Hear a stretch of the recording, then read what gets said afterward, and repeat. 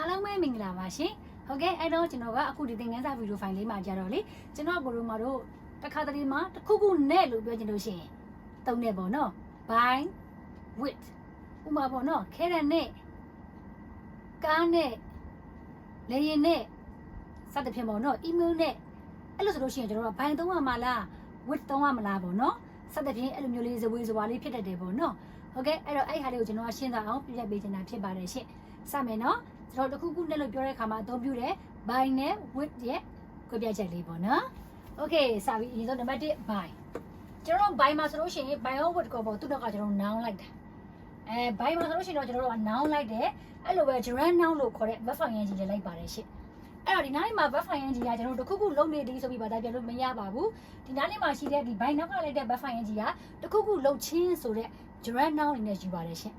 ဥပမာပေါ့နော်ကျွန်တော်က verb ဖိုင်ရင်ကြီးမှာကျွန်တော်ကနှစ်ခုယူလို့ရတယ်တခုခုလုံနေသည်ဆိုတဲ့ verb ဖိုင်ရင်ကြီးတခုခုလုံချင်းဆိုတဲ့ gerund noun အနေနဲ့သုံးမယ်ဆိုလို့ရှိရင်လည်းကျွန်တော်က noun အနေနဲ့ပေါ့နော်သုံးမယ်ဆိုလို့ရှိရင်လည်း verb ဖိုင်ရင်ကြီး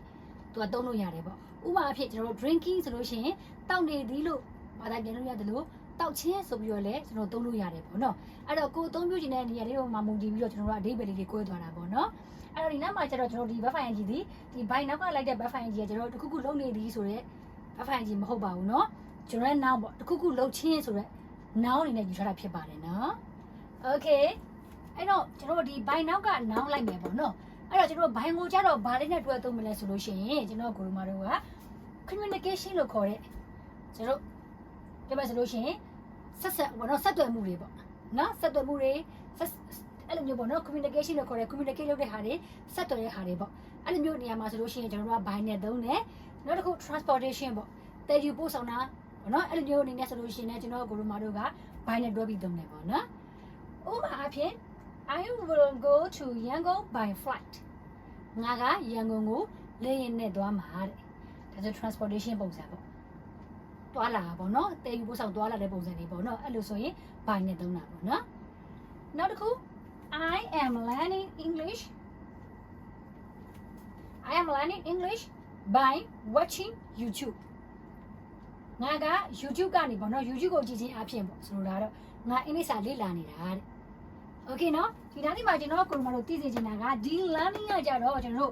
ဒီ verb to be နဲ့တွဲထားပြီးတော့ပေါ့နော် MA plus verb ဖိုင်ရင်ကြီးပုံစံဖြစ်တာဖြစ်တဲ့အတွက်ဒီ verb ဖိုင်ရင်ကြီးကတော့ကျွန်တော်တို့တခုခုလုပ်နေသည်ဆိုပြီးဘာသာပြန်ရတယ်ရှင်အဲ့ဒီမှာ I am learning English ဆိုလို့ရှိရင်ငါကအင်္ဂလိပ်စာလေ့လာနေတာလို့ဘာသာပြန်ရမယ်ပေါ့နော်ဒါပေမဲ့ဒီနောက်ကလိုက်တဲ့ by နောက်ကလိုက်တဲ့ verb ဖိုင်ရင်ကြီးကကျတော့ကျွန်တော်တို့ watching ဒီကြည့်နေသည်ဆိုပြီးဘာသာပြန်လို့မရဘူးဒီမှာ watching ကိုကျတော့ကျွန်တော်တို့ကြည့်ခြင်း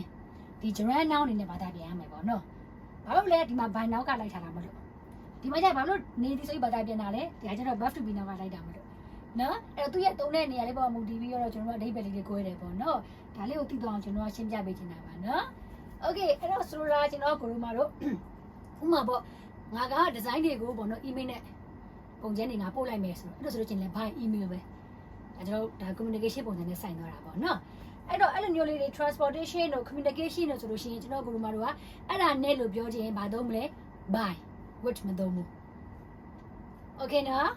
နောက်လာပြီနံပါတ်2 with ကတော့ကျွန်တော်တို့ with ကကျွန်တော်က noun လိုက်တယ်နော်သူ့မှာတော့ကျွန်တော်တို့ gerund noun မပါဘူးနော်အဲ့တော့သူ့ကိုကြာကျွန်တော်တို့ကဘာလေးနဲ့လို့ပြောမယ်ဆိုလို့ရှိရင် with ကိုသုံးတယ်ဆိုလို့ရှိရင် body parts ခန္ဓာကိုယ်အစိတ်ပိုင်းတွေခန္ဓာကိုယ်အစိတ်ပိုင်းတွေပြောချင်ရင်သုံးတယ်နောက်တစ်ခု tools လို့ခေါ်တဲ့ကရိယာတစားပလာပစ္စည်းတွေနဲ့လို့ပြောချင်ရင်လည်းကျွန်တော်တို့က with ကိုသုံးပါတယ်ရှင်ဥပမာအဖြစ် I have cleaned the floor with a mop ငါကတဲ့ကျမ်းမြေကိုတရှင်းပြီးသွားပြီတဲ့ကျန်းတိုက်တန်နဲ့ဒါ mop ကကျန်းတိုက်တန်ပေါ့နော်အဲ့တော့ကျန်းတိုက်တန်နဲ့ဒီမှာကလေရင်နဲ့ကျတော့ဘိုင်သုံးတာဒါ communication အနေနဲ့ transportation နဲ့ဆိုင်တာမလို့ဒီမှာကျတော့ tools ဒါကရိယာတစားပလာတွေနဲ့ဆိုင်တာဆိုတော့ with သုံးသွားတာဒါလေးတို့ရှင်းစေချင်လို့ပါနော်နောက်တစ်ခု example I can see with my eyes ငါမျက်စိနဲ့ငါမြင်နိုင်တယ်တဲ့ဒီမှာ body parts ဆိုတော့ကျွန်တော် with နဲ့သုံးတာပေါ့ဥပမာ I can hold with my hands ငါလက်နဲ့ငါကိုင်နိုင်တယ်ပေါ့ okay နော်အဲ့တော့ကျွန်တော်ကိုမတို့တစ်ခုခုနဲ့လို့ပြောချင်တဲ့အခါမှာသုံးတယ် by နဲ့ with နဲ့ရဲ့ကိုပြချက်လေးတွေကိုရှင်းသွားပြီးထင်ပါတယ်နော် okay အားလုံးပဲကျေးဇူးအများကြီးတင်ပါတယ်ရှင့်